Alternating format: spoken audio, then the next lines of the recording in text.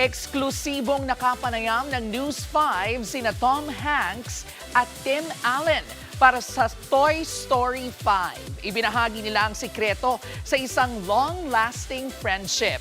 Habang si Taylor Swift naman na kumanta ng official soundtrack, malalim din ang hugot. Nasa frontline ng balitang yan, si MJ Marfori exclusive. Interview the Tim and Tom. Okay. All right. Good morning You from got the us. Philippines. You got us. Dream interview ba kamo? Paldo ang News 5 sa kwentuhan galore with icons Tom Hanks at Tim Allen, aka Woody at Buzz Lightyear lang naman ng Toy Story 5. all about Napa-infinity connections. You and never beyond let go. nga tayo nang matanong ang dalawa sa kanilang 30-plus year-long friendship. It's been too long, cowboy.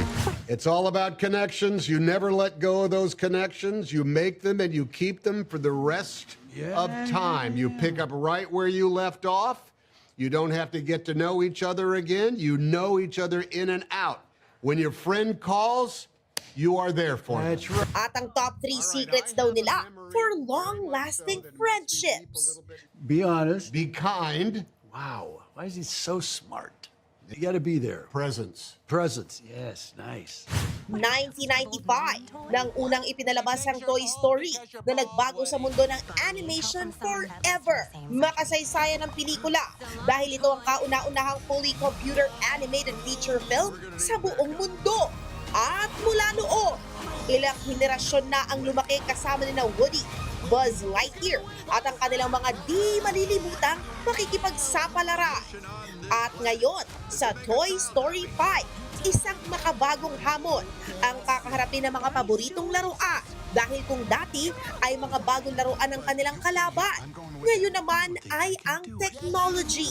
Dahil papasok sa kwento si Lilypad, isang high-tech gadget na aagaw sa atensyon ng batang si Bonnie at susubukin ang halaga ng paglalaro, pagkakaibigan at imahinasyon sa panahon ng mga screen. There is no substitute for playing with somebody else, a game that you are sharing, or just an imaginative thing. I think one of the great things about our current Toy Story movie is the import of those horses that are up Yeah, on the love shelf it, love it, for love someone that every one of them has a personality. If you don't have that in your life and all you have is some version of, Brick Breaker, you Brick Breaker, how about that?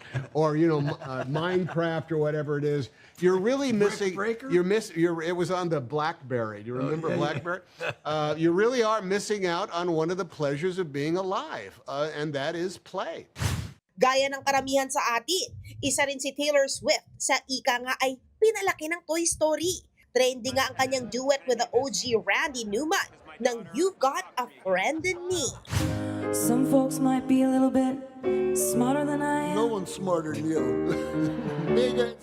Nakikiisa si Taylor sa pagsulong ng mensahe ng pelikula, gaya ng ginawa niyang kanta na I Knew It, I Knew You para sa Toy Story 5. I think that it would be really awesome if they thought of somebody that they had amazing memories with that they haven't seen in a long time, or someone that they miss, knowing that that person could come back into their life, or just the feeling that like sometimes people's paths diverge, and that doesn't mean that that's the last time that you get to feel those memories or know that person. And sometimes when you look back on your childhood, those memories, that's special in itself.